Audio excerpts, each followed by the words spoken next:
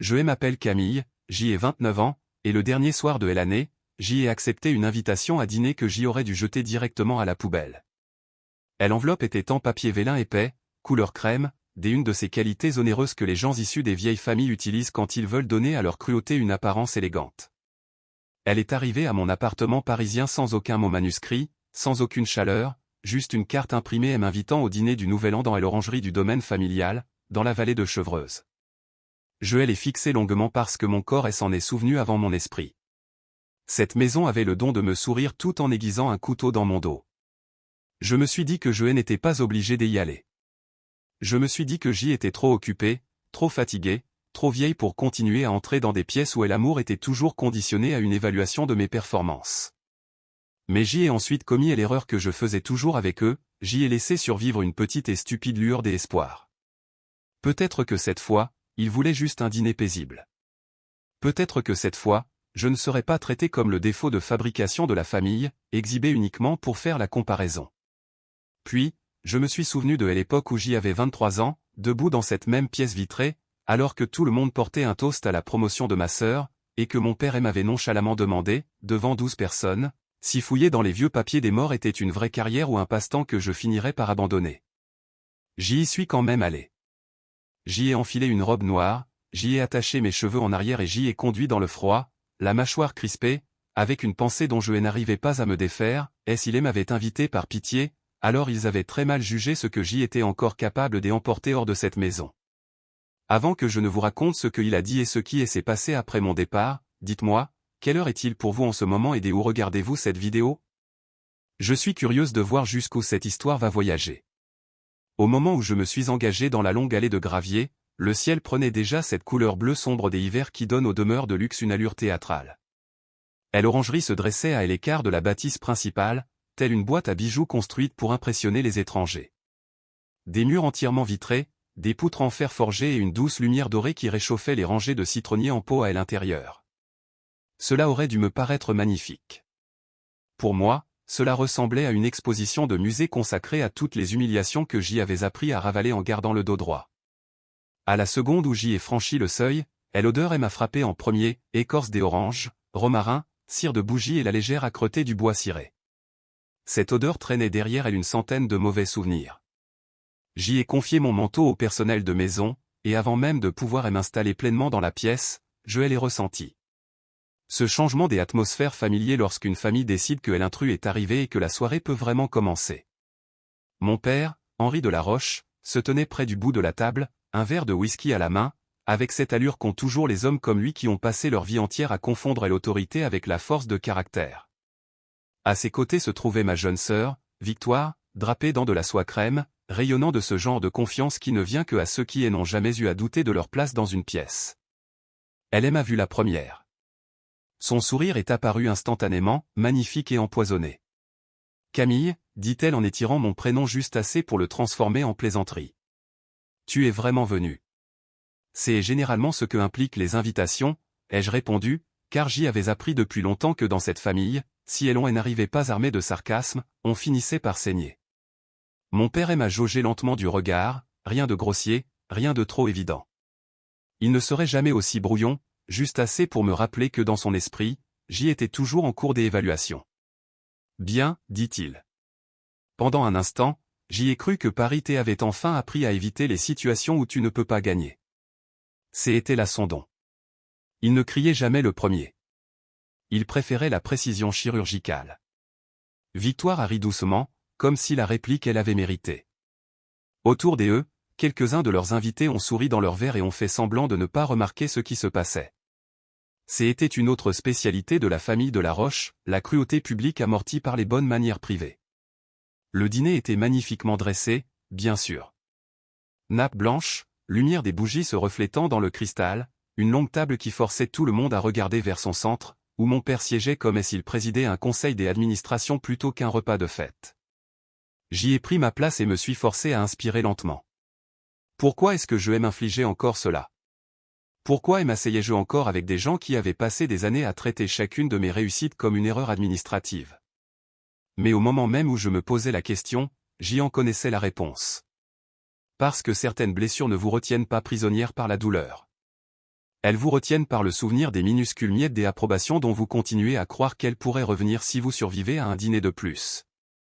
La première demi-heure s'est déroulée comme se déroule toujours ce genre d'événements, champagne, banalité, affection feinte. Victoire a décrit une campagne qu'elle venait de diriger pour une marque de bien-être de luxe, une de ces entreprises qui vendent des complexes dans de jolis emballages. Mon père a dit à la table à quel point il était fier de son instinct, de son élégance, de sa compréhension de la valeur des choses. Puis, ses yeux ont glissé vers moi. « Et Camille, dit-il en levant son verre. Toujours dans les archives et les greniers, a sauvé la réputation de collectionneur mort. » Quelques personnes ont gloussé poliment. J'y ai posé ma fourchette et j'y ai soutenu son regard. Recherche de provenance, ai-je corrigé. Cela empêche les musées d'exposer des œuvres d'art volées et de fausses histoires. Donc, oui, je fais toujours un vrai métier. Victoire a penché la tête. Ça a toujours l'air très noble quand tu le dis vite. Les rires, cette fois-ci, étaient plus légers, plus détendus. Il s'échauffait. C'est à ce moment-là que j'y ai su avec une clarté totale que je n'avais pas été invité pour renouer des liens. J'y avais été invité pour compléter le tableau. J'y étais le contraste, l'exemple à ne pas suivre, l'ombre qui permettait à Victoire de briller encore plus fort. Et le pire, c'était que sous la table, mes mains étaient glacées, non pas parce que j'y étais faible, mais parce qu'une part de moi détestait encore la facilité avec laquelle il pouvait me ramener dans cet ancien rôle. Pourquoi devais-je encore sourire alors que chaque nerf de mon corps voulait se lever et partir? Parce que je n'étais pas encore prête. Pas avant de savoir exactement jusqu'à quel point il pensait encore me posséder. La véritable cruauté a commencé au moment du dessert, car à ce stade, mon père avait suffisamment de vin dans le sang pour s'amuser et un public assez réceptif pour avoir envie de faire le show. Une tarte au chocolat noir a été posée devant nous, et Victoire venait juste de terminer une anecdote sur un week-end privé avec des clients à la montagne, quand mon père s'est adossé à sa chaise et m'a regardé directement. « Tu sais, dit-il, nous ne t'avons invité que par pitié. » J'y ai dit à Victoire que ça ferait mauvais genre de commencer la naissante et inclure au moins une fois. Le silence s'est d'abord abattu sur la table, tranchant, stupéfait, puis a été immédiatement couvert par le mauvais type de rire. Le genre de rire qui survient quand les gens ne savent pas s'ils ont le droit d'être horrifiés, alors ils choisissent d'avoir et les ramuser. Victoire n'a pas hésité. Elle a levé son verre, souriant à l'intérieur. « Ne reste pas trop longtemps, dit-elle d'un ton léger. Je sais que voir ce niveau de réussite de si près doit être épuisant pour toi. » C'était là. La phrase pour me ferrer. Sauf que c'était pire en personne, à cause de la désinvolture avec laquelle elle l'avait prononcée. J'y ai senti quelque chose en moi devenir étrangement calme. Ni brisé, ni détruit, juste très, très clair. Mon père avait l'air satisfait de lui-même. « Tu ne peux pas nous en vouloir de nous inquiéter, a-t-il continué. Chaque famille a un enfant qui confond l'indépendance avec la dérive.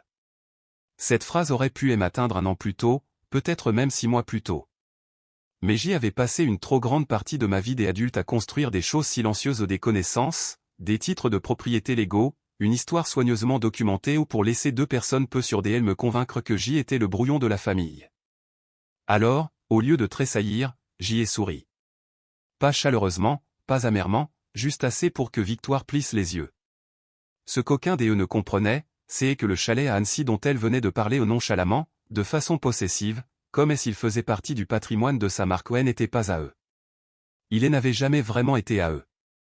Ma grand-mère me l'avait légué à moi spécifiquement, et elle l'avait fait parce qu'elle savait exactement quel genre de personne était son fils et sa petite-fille quand personne ne les regardait. Elle disait souvent, la seule personne dans cette famille qui connaît la vraie valeur d'une chose est celle que personne ne prend la peine de flatter. À l'époque, je pensais qu'elle parlait de livres, de tableaux et de meubles.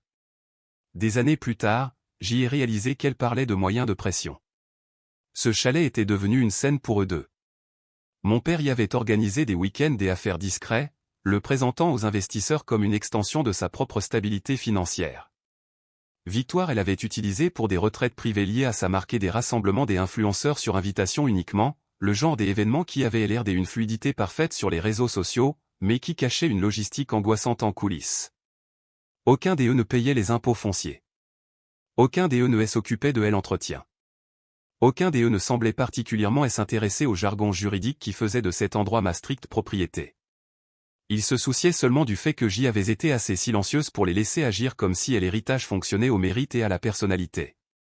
Ainsi, pendant qu'il continuait à parler, pendant que mon père comparait la véritable ambition de Victoire à ce qu'il appelait mon goût pour l'obscurité, j'y ai cessé d'entendre des insultes pour commencer à entendre des preuves. Chaque remarque cinglante se mettait en place comme un dossier qu'on archive. Chaque supposition qu'il faisait sur ma faiblesse devenait un outil utile.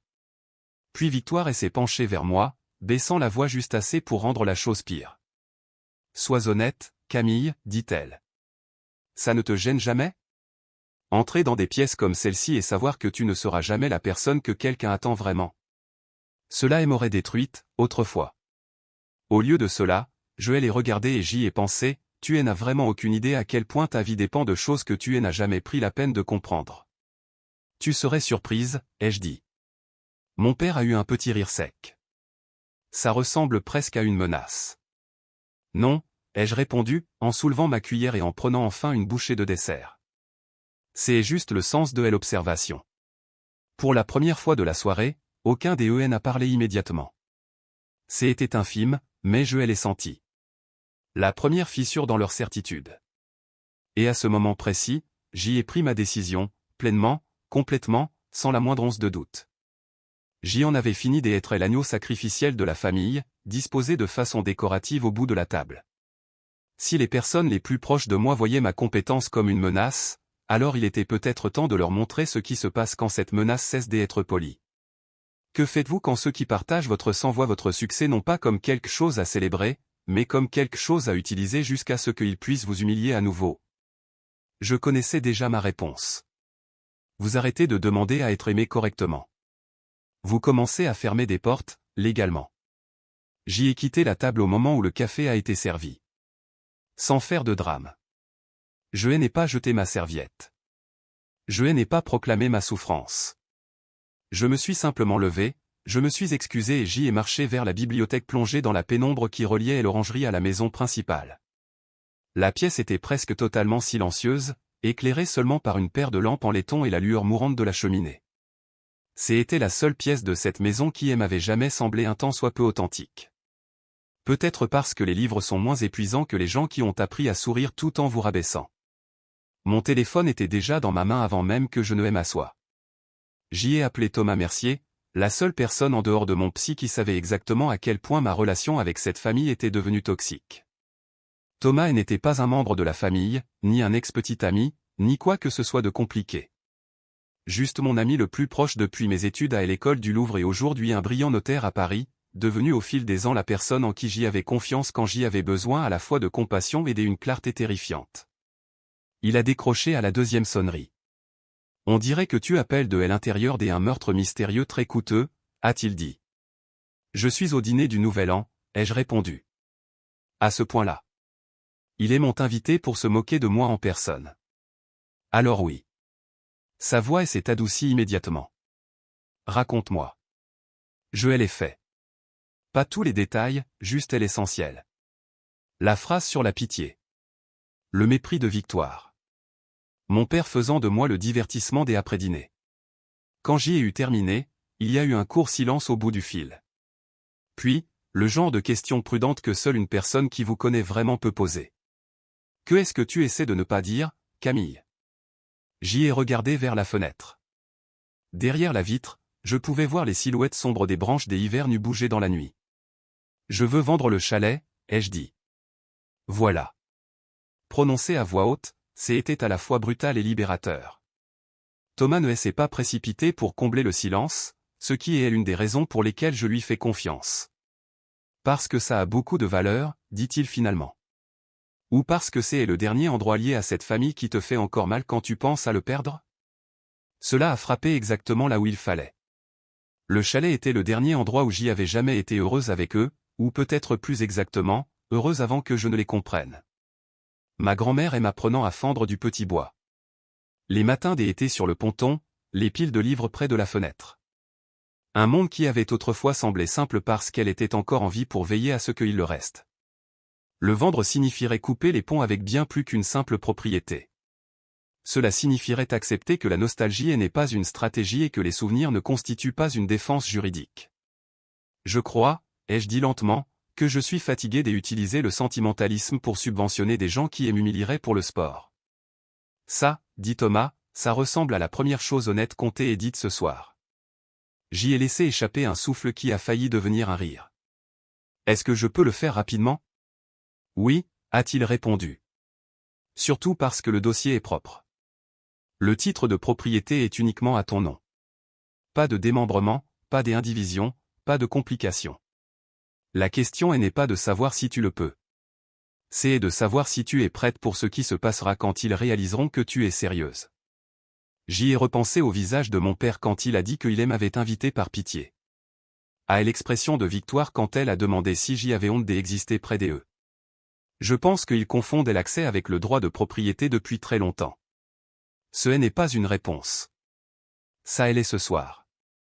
Il est resté silencieux un instant, puis est passé en mode professionnel.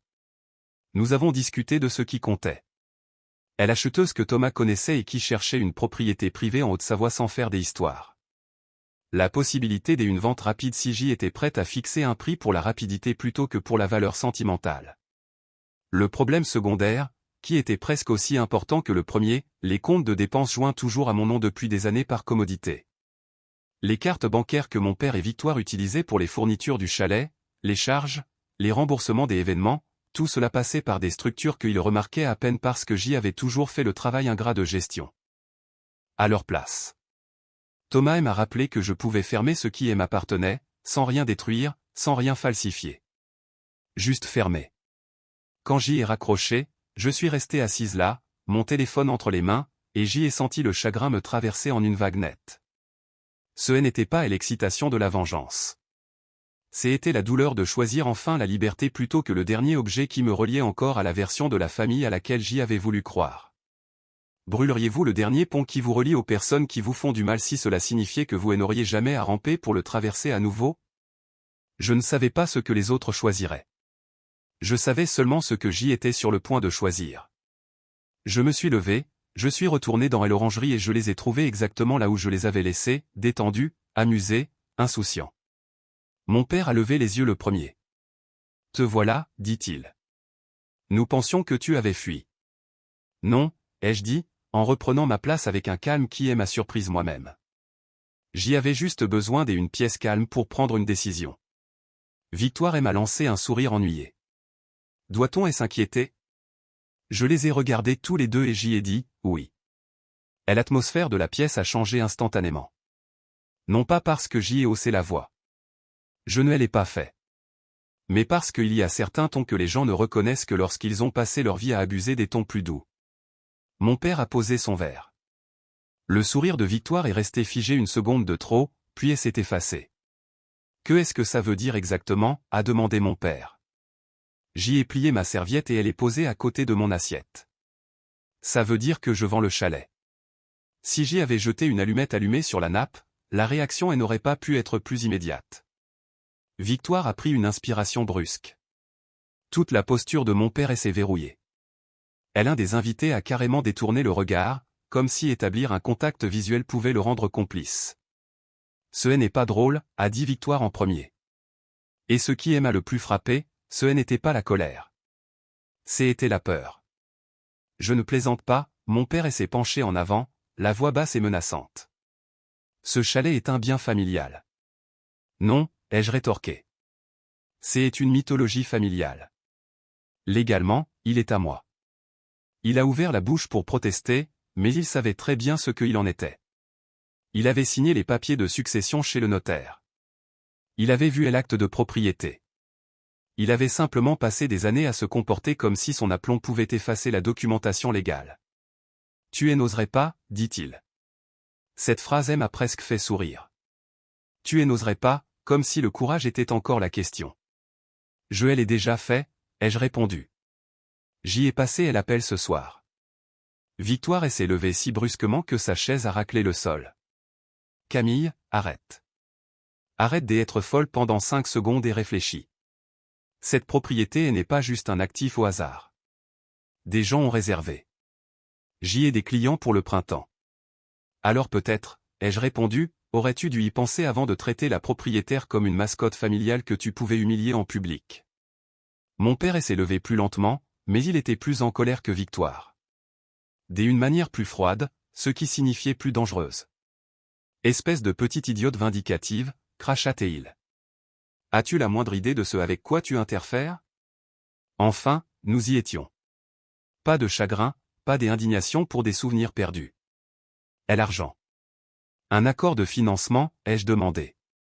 Son expression a juste assez changé pour le confirmer. Je m'en doutais, mais je ne le savais pas avec certitude.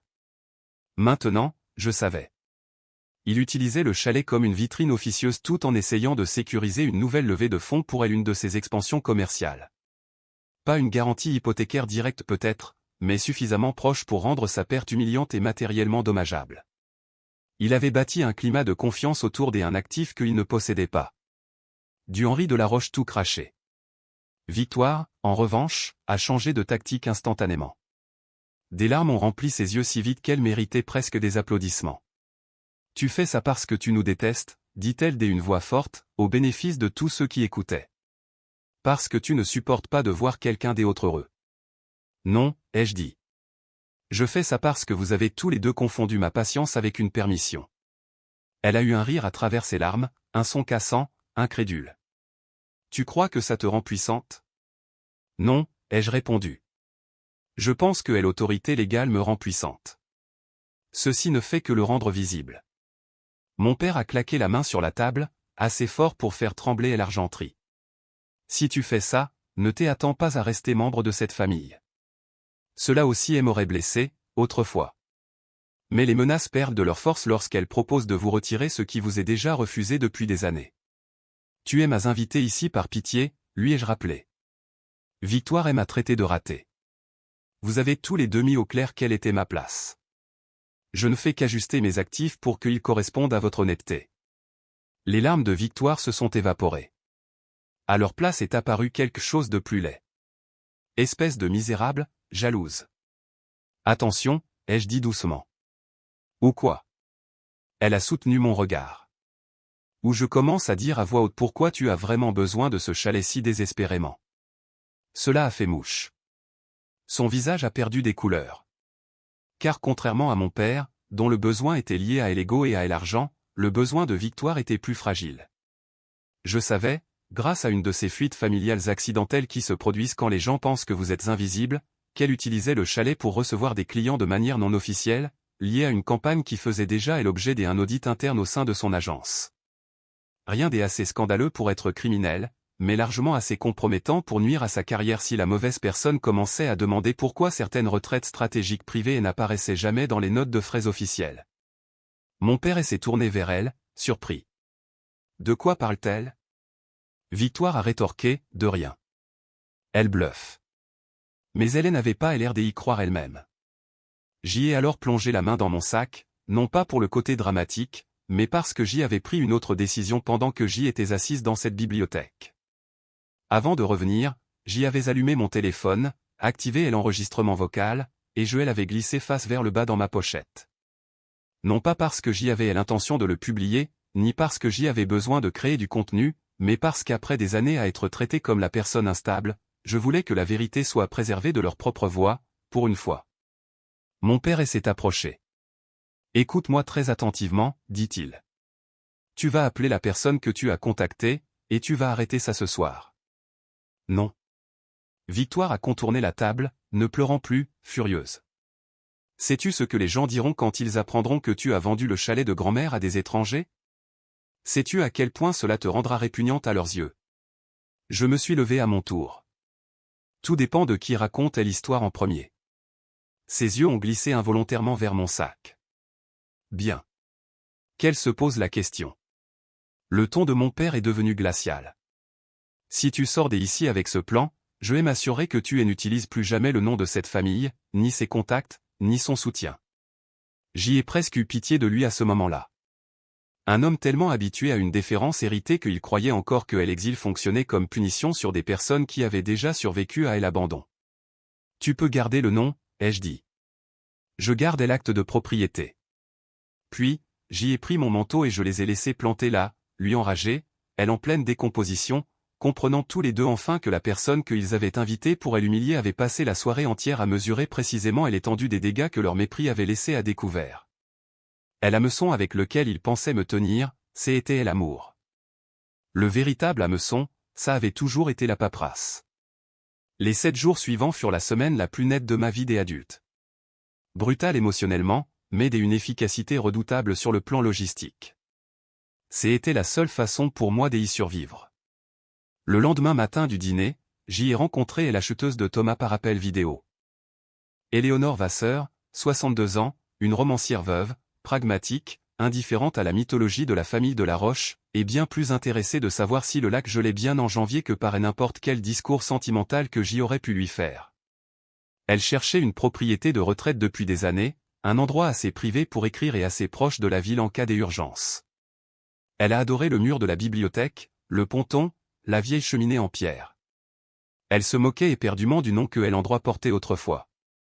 Je l'ai apprécié instantanément rien que pour ça. Nous avons agi vite.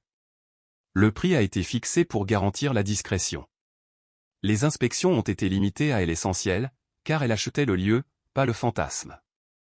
Chaque document que Thomas m'envoyait me faisait l'effet d'une lame tranchant à travers de vieilles illusions, confirmation du titre, promesse de vente, répartition des impôts, calendrier de transfert.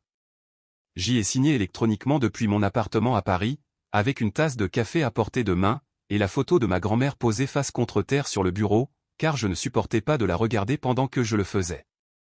Non pas parce que j'y avais honte, mais parce qu'elle me manquait trop. À chaque signature, un souvenir remontait. Les étés sur le ponton, la lecture près du poêle. Victoire, à 16 ans, affichant une moue méprisante parce que grand-mère m'avait confié les clés et pas à elle. Mon père, qualifiant publiquement la propriété de « chalet familial », tout en me rappelant en privé de « ne pas faire des histoires » à chaque fois que je posais des questions sur la fréquence de son utilisation pour des réceptions professionnelles. Une signature pour chaque compromis que j'y avais pris pour de la paix. Et puis, il y avait les comptes. C'est la partie que les étrangers comprennent toujours de travers dans ce genre d'histoire. Ils s'imaginent la vengeance comme un acte dramatique unique. En réalité, le pouvoir le plus profond réside généralement dans les structures administratives que les personnes glamour ne prennent jamais la peine de comprendre. Au fil des ans, parce que le chalet m'appartenait légalement, et parce que mon père et Victoire jugeaient toutes les tâches administratives indignes d'eux, divers comptes de frais et lignes de remboursement étaient restés liés à des entités sous mon autorité. Les prélèvements automatiques pour l'eau et l'électricité, les contrats de maintenance, les cartes pour les acomptes des événements, un compte familial partagé initialement créé pour simplifier les dépenses de la propriété, qui s'était progressivement métastasé en un système de soutien occulte pour leurs habitudes de vie. Ils pensaient que c'était permanent parce que je ne les avais jamais forcés à le remarquer. Je n'ai pas touché un centime qui ne m'appartenait pas. Je n'ai rien falsifié. J'y ai simplement clôturé ce que j'y avais l'autorité légale de clôturer. D'abord le compte partagé des dépenses du chalet, puis les cartes de crédit qui y étaient rattachées, puis la carte de remboursement que Victoire utilisait pour la préparation de ses réceptions, puis la réserve des argents dans laquelle mon père piochait quand les factures des fournisseurs dépassaient ses liquidités. Chaque clôture déclenchait des notifications que la banque enverrait en temps voulu. Chaque clôture signifiait qu'il n'y aurait plus de coussin invisible entre leur style de vie et ses conséquences. Thomas m'avait conseillé de garder les choses impeccables. Pas de théâtralité, avait-il dit. Laisse les institutions s'exprimer. Il avait raison. Au 4e jour, la vente a été officiellement conclue. Au 5e jour, les fonds sont arrivés. Je suis resté à fixer le montant sur mon compte et je n'ai ressenti aucun de ces sentiments de triomphe que les gens imaginent que l'argent apporte dans des moments pareils. Ce que j'y ai ressenti était à la fois plus léger et plus étrange, l'absence des appréhensions. Pour la première fois depuis des années, il n'y avait plus des actifs hérités qui m'attachaient à leur sphère. Plus de domaine familial que je devais préserver tout en me faisant moquer par ceux qui l'utilisaient. Plus de week-ends à venir où on attendrait de moi que j'y arrive, que je souris, que je paie et que je reparte. Au 6e jour, j'y ai appris autre chose qui a rendu l'ensemble encore plus incisif. Par l'intermédiaire d'un donateur de musée qui connaissait quelqu'un dans l'entourage de Victoire les gens riches commèrent avec une efficacité redoutable, j'y ai entendu dire que Victoire s'était démenée discrètement pour expliquer à un client important pourquoi un lieu de retraite stratégique privé à la montagne, qu'elle avait fait miroiter comme un avantage, était soudainement indisponible. Pire, l'un des acheteurs que mon père courtisait pour un partenariat avait posé des questions sur un week-end estival au chalet, supposant que cela faisait partie du package de vie luxueux que Henri laissait sous-entendre autour de ses affaires. Cette possibilité avait désormais disparu. Non pas parce que je l'avais exposé publiquement, mais parce qu'il avait bâti une perception de stabilité sur une propriété qu'il ne possédait pas. C'était ça, la véritable leçon de la semaine. Je ne détruisais pas leur vie. Je retirais simplement mon nom de leur échafaudage. Au 7e jour, je savais que les premiers relevés et notifications allaient arriver. Les confirmations de clôture de compte. Les alertes de retard de paiement qui n'étaient plus amortis par les transferts de réserve. Les refus des autorisations. La phrase « leur argent avait disparu » n'était pas entièrement littérale. Bien sûr, ils avaient toujours de l'argent. Ce qui avait disparu, c'était la structure cachée qui les faisait se sentir plus riches, plus en sécurité et plus en contrôle qu'ils ne l'étaient réellement. Et la partie la plus satisfaisante, ils savaient que quelque chose se passait, mais pas à l'ampleur totale du désastre. Mon père a appelé 3 fois. Victoire a appelé 9 fois. Les messages vocaux allaient des menaces aux négociations, en passant par une indignation soigneusement formulée et déguisée en inquiétude. J'y ai tout sauvegardé. Je n'ai répondu à aucun. Certaines personnes pensent que la vengeance est bruyante. Ma préférée est la vengeance administrative. Elle arrive dans des enveloppes blanches, par des notifications bancaires, et par la prise de conscience soudaine que la personne que vous traitiez comme une note de bas de page était en fait votre seul rempart contre la réalité. Les relevés bancaires ont commencé à arriver un mardi. Mon père a appelé le premier, à 7h12 du matin, ce qui m'a immédiatement appris 2 choses, il avait vu les avis lui-même, et pour une fois, il n'avait pas réussi à enfouir sa panique sous sa fausse contenance habituelle. J'y ai laissé les 2 premiers appels aller sur messagerie. Au 3e, j'y ai décroché. « Que est-ce que tu as fait ?» a-t-il exigé sans salutation, sans hésitation, sans même faire semblant qu'il s'agissait d'un malentendu. Je me tenais dans ma cuisine, regardant la matinée grise parisienne, et je me suis versé un café avant de répondre. « Bonjour à toi aussi.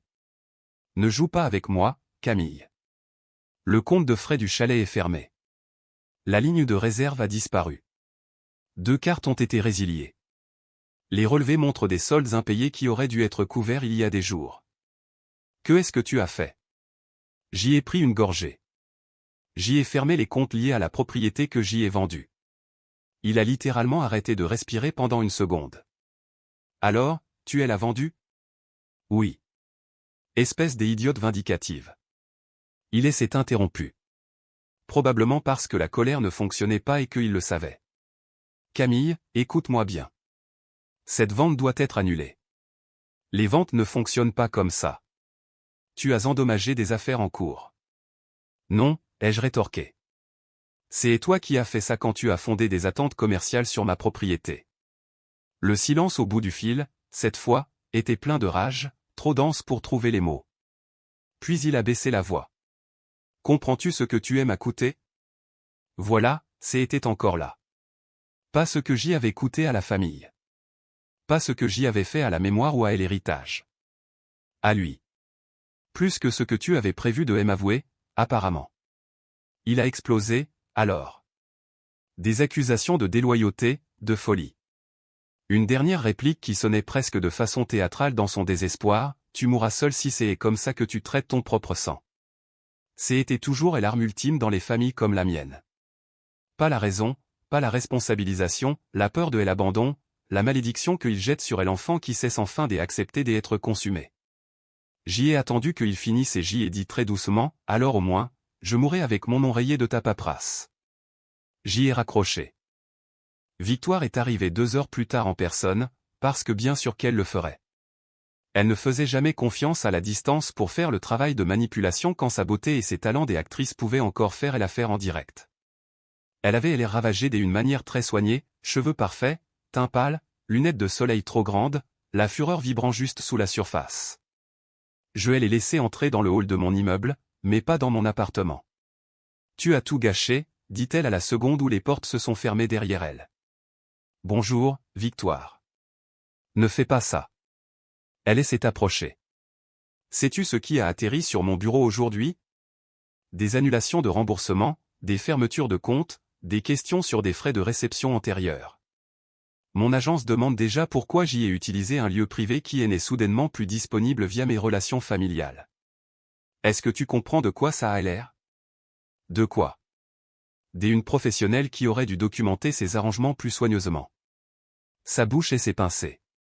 Tu trouves ça drôle? Non, je trouve ça tardif. Pendant une seconde, j'y ai cru qu'elle allait me gifler. Au lieu de cela, elle a ri, mais c'était un son fêlé et laid. Tu as toujours voulu ça. Nous regarder tomber. C'était le mensonge dont elle avait le plus besoin. Car si j'y avais toujours voulu ça, alors elle n'avait pas à admettre qu'elle avait bâti son sentiment de supériorité sur ma soumission. Non, ai-je dit, je voulais une famille qui ne m'invite pas à dîner par pitié. Elle a détourné le regard en premier. Puis elle a tenté une dernière tactique. Les larmes. Rien de bruyant. Rien de dramatique. Juste assez de brillance dans les yeux pour suggérer la sororité, la perte, les regrets. Camille, dit-elle doucement. Nous avons grandi là-bas. Moi aussi. C'était ta grand-mère. Et elle me l'a légué. Tu ne peux pas remplacer ce que ça signifiait. Tu as raison, ai-je répondu. C'est précisément pour cela que le fait que vous m'ayez traité comme de la merde tout en l'utilisant revêtait une telle importance. Elle a dégluti. Que est-ce que tu attends de nous? La vérité m'a surprise moi-même par la rapidité avec laquelle elle a surgi. Rien. C'est bien là le but. C'est ce que les gens comprennent mal à propos du lâcher-prise. Le pouvoir ultime ne réside pas dans le fait de les faire ramper. Il réside dans le fait de ne plus avoir besoin de leurs excuses pour avancer. Elle m'a fixé longuement, et dans ce regard, j'y ai enfin vu ce que j'y avais voulu voir des années plus tôt. Pas des remords exactement, mais l'effondrement d'une certitude. Elle avait vraiment cru que je continuerais à tout absorber, les moqueries, l'administration, les coups, le mythe familial. Et maintenant, elle se tenait devant moi, élégante et effrayée. Réalisant qu'il n'avait fallu qu'une semaine pour que son monde révèle à quel point il reposait sur la sœur qu'elle qualifiait de ratée. Mon agence pourrait me renvoyer, a-t-elle murmuré. Je l'ai regardé et j'y ai repensé au dîner, à son rire, à ses mots, tu es une ratée. Alors peut-être, ai-je dit, aurais-tu dû apprendre plus tôt à ne pas confondre dépendance et supériorité. Elle a tressailli comme si je l'avais frappée. Nous sommes restés là en silence un instant de plus. Puis, j'y ai fait une dernière chose. Rien de cruel, juste précis. J'y ai ouvert mon téléphone, appuyé sur lecture sur le fichier audio que j'y avais enregistré ce soir-là dans l'orangerie, et je l'ai tenu de manière à ce qu'elle seule puisse l'entendre. Sa propre voix, claire comme du cristal, nous ne t'avons invité que par pitié. La menace de mon père, sa panique à elle, toute cette petite scène pourrie. Son visage est devenu blanc comme un linge. Tu nous as enregistrés? J'y ai documenté l'environnement dans lequel j'y ai pris ma décision. C'est malade. Non, ai-je dit, c'est prudent. J'y ai arrêté l'audio et j'y ai glissé le téléphone dans la poche de mon manteau. Si l'un de vous continue à me menacer, ai-je ajouté, je deviendrai beaucoup moins sentimental à propos du respect de la vie privée. Ça a marché. Non pas parce que j'y avais l'intention de publier quoi que ce soit, mais parce qu'elle a enfin compris que LRJ était la cible sans défense de la famille était révolue. Elle est partie sans dire un mot de plus. Plus tard dans la soirée, alors que la ville s'assombrissait et que mon appartement plongeait dans le calme, je me suis assise près de la fenêtre, une couverture sur les épaules, et j'y ai regardé l'email confirmant la distribution finale des fonds de la vente. Le chalet était parti. Les comptes étaient fermés. Les relevés étaient arrivés. Leur argent n'avait pas véritablement disparu. Pas chaque centime. Mais la stabilité empruntée, les accès cachés, cette confiance qu'ils portaient comme un héritage, tout cela avait disparu. Et c'était suffisant. Mon père m'avait invité à dîner uniquement pour se moquer de moi. Une semaine plus tard, le chalet familial était vendu, les comptes joints étaient fermés, et les relevés bancaires commençaient à pleuvoir. Ils voulaient me faire croire que j'y étais la ratée de la famille. Ce qu'ils n'ont jamais compris, c'est que j'y étais la seule raison pour laquelle leur version du succès avait tenu debout aussi longtemps.